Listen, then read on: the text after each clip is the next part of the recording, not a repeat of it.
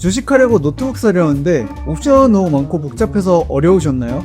오늘은 제가 주식용 노트북은 어떤 것들을 보고 사야 하는지, 그리고 주로 집에서 하시는 분들과 출장이나 이동이 많아서 밖에서 하시는 분들 각각 맞는 추천 모델까지 제가 오늘 영상에서 알려드리도록 할게요. 그럼 차근차근 하나씩 설명드려 보겠습니다. 먼저 핵심으로 봐야 될 게 딱 3가지가 있습니다. 주식용 노트북은 사실 복잡하게 생각하실 필요가 없는데요. CPU, 램, 디스플레이, 이렇게 3가지만 보시면 됩니다. 먼저 CPU부터 봐보겠습니다. CPU 같은 경우에는 가장 중요한 게 싱글코어 성능인데요. 주식 거래할 때 사용하는 HTS 프로그램은 전부 싱글코어 성능에 따라서 영향을 받습니다. 그래서 싱글코어 성능이 안 좋다면 내가 호가창을 확인하거나 창을 전환하거나 이런 경우에 렉이 걸릴 가능성이 높겠죠. 최근에 나온 노트북들은 대부분 13세대나 14세대 이상 CPU가 탑재되어서 나오기 때문에 이 부분은 크게 걱정하지 않으셔도 괜찮고요. 좀 더 직관적으로 확인하고 싶으신 분들 같은 경우에는 제가 CPU 비교 사이트를 댓글에 남겨둘 테니까요. 이쪽 사이트에 들어오셔서 내가 선택한 노트북이 CPU가 어느 정도 성능인지 여기다 검색을 해보시면 되겠습니다. 긱벤치 6 기준 1700정 이상이 되는 CPU로 선택해주시면 되겠습니다. 근데 그래도 너무 복잡하다, 더 심플하게 정해달라 하시는 분들 같은 경우에는 영상 뒷부분에 추천드리는 노트북들 같은 경우에는 제가 말씀드린 기준들을 부합하는 노트북들이기 때문에 그 노트북 추천 목록 중에서 선택을 해주시면 되겠습니다. 다음으로 램입니다. 램 같은 경우에는 일단 16GB가 최소입니다. 간혹 어떤 분들은 8GB로도 충분하다고 하시는 분들이 계시는데요. 저 같은 경우에 절대 비추천입니다. 요즘은 윈도우 11 자체에서 먹는 메모리 양이 많기도 하고 브라우저 크롬에서 먹는 양도 많기 때문에 이것들을 동시에 켜게 되면 8GB는 부족하기 쉽습니다.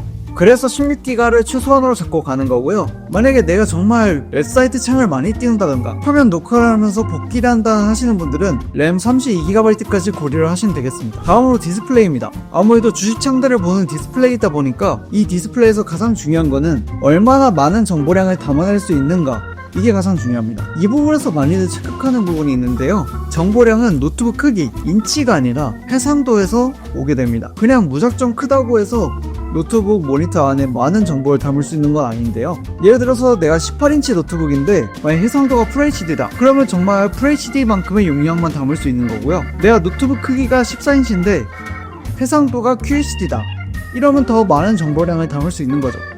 이 부분 같은 경우에는 내가 이동이 많다고 하면은 모니터 크기가 조금 크면서 가벼운 노트북을 선택을 해주셔야 되고요. 만약에 내가 이동이 자주 없다 하시는 분들 같은 경우에는 노트북 크기나 해상도 상관없이 외부 모니터 하나를 추가로 구매하시는 걸 고려해보시는 게 좋습니다. 저 같은 경우에는 가능하면 16대 10 비율의 노트북에다가 16인치에서 17인치 정도 되는 노트북을 추천드립니다. 16대 10을 추천드리는 이유는 노트북 자체의 세로 공간이 더 넓어서 정보를 담는 데 더 유리하기 때문입니다. 만약에 외부 모니터를 두세 대 연결해서 쓰실 계획이 있으시다면 노트북에서 썬더볼트 4 지원 여부도 확인하셔야 됩니다. 이 같은 경우에 상세 페이지에서 하단에 이렇게 보시면 표시가 되어 있거든요.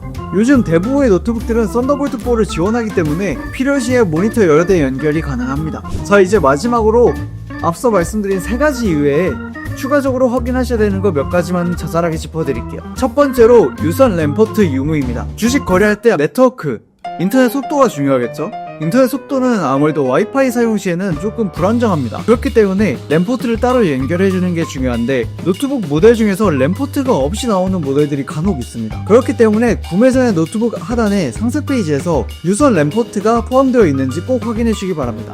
다음으로 PD 충전 여부입니다. 이동이 잦으신 분들 같은 경우에는 노트북 무게가 1.7kg가 넘어가면 아무래도 부담스럽게 마련인데요. 1.7kg 내외의 노트북이라고 하면은 저는 USB PD 충전 이게 되는 모델로 무조건 구매를 해주시는 걸 추천드립니다. 노트북 전용 어댑터가 크면 클수록 이것들을 들고 다니기엔 좀 부담될 수 있는데요. 노트북이 PD 충전을 지원한다면 가벼운 휴대폰 충전기 하나만 들고 다니면서 충전할 수 있기 때문에 이 부분도 고려하시면 좋은 사항입니다. PD 충전 여부 또한 상세 페이지 하단에 보시면 보통 나와 있고요. 안 나와 있는 경우는 노트북 모델명 플러스 PD 충전 이렇게 검색을 하시거나 아니면 쿠팡에서 문의 버튼에 들어가시면은 PD 충전이 되는지 안 되는지 먼저 물어보신 분들이 계시거든요. 그분들의 답변 달린 걸 보고 판단하시면 되겠습니다. 사실상 출장 다니시는 분들은 이 PD 충전 여부 하나로도 삶의 질이 좀 달라지실 수 있으니까요. 이건 꼭 확인을 한번 해주시면 되겠습니다. 마지막으로 넘패드 여부입니다. 키보드 배열을 보면은 보통 14인치 모델 같은 경우에는 이렇게 넘패드가 없이 나오는 모델들이 있는데요. 이런 경우에는 만약에 노트북 키보드 사용해서 거래를 할 경우에 숫자 입력에서 아무래도 제약사항이 있기 때문에 좀 불편하실 수 있습니다. 그렇기 때문에 내가 넘패드가 꼭 필요하다 하시는 분들은 노트북에서 넘패드가 있는지 없는지 상세 페이지에서 꼭 확인해 주시고요. 만약에 내가 정말 원하는 모델이 넘패드가 없는 모델이다 하시면은 다이소 같은 데서 넘패드를 따로 구매하셔서 연결해서 사용하시는 것도 나쁘지 않습니다. 자, 여기까지 들으셨으면 그래서 뭘 사야 되는데 이런 질문이 드시기 마련인데요. 그래서 제가 사안별로 추천드리는 노트북들을 정리해놨습니다. 첫 번째로는 제가 추천드리는 가성비 노트북 모델들을 보여드릴 거고요. 두 번째로는 국내에서 AS가 가장 잘 되는 삼성, LG 노트북들 중에서 가장 성능이 괜찮으면서 가성비 좋은 모델들로 제가 선정을 했습니다. 제품들 상세 페이지 같은 경우에는 고정 링크에서 확인이 가능하시고요. 해당 링크로 구매를 해주시면 제가 일정 수수료를 받게 되는데요. 만약에 영상이 도움되셨다면 이쪽 링크로 구매해주시면 감사드리겠습니다. 또한 제품 목록 같은 경우에는 제가 주기적으로 모니터링하면서 업데이트를 하고 있으니까요. 만약에 영상에 나온 노트북이랑 댓글에 있는 노트북이랑 다른 모델이라면 그땐 그 노트북이 비슷한 성능에 더 가성비가 좋기 때문에, 아니면 영상에 추천드린 노트북이 가성비가 좀 떨어져서 다른 비슷한 가성비의 노트북을 갖다 둔 것이니까 참고해주시면 되겠습니다. 마지막으로 만약에 본인 상황이 조금 특별하다, 내가 노트북을 어떻게 골라야 될지 모르겠다 하시는 분들 같은 경우에는 댓글을 달아주세요. 제가 상황에 맞춰서 각 사례별로 어떤 노트북이 가장 좋을지, 가성비가 어떤 게 제일 좋을지 선택해서 댓글로 알려드리고 있습니다.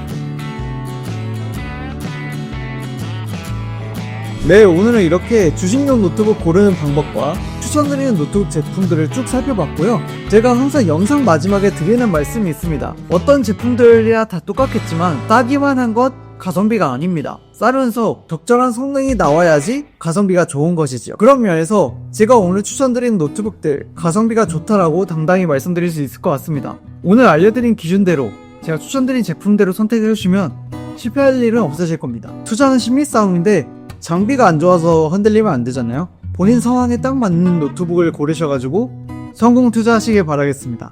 영상 시청해주셔서 감사합니다.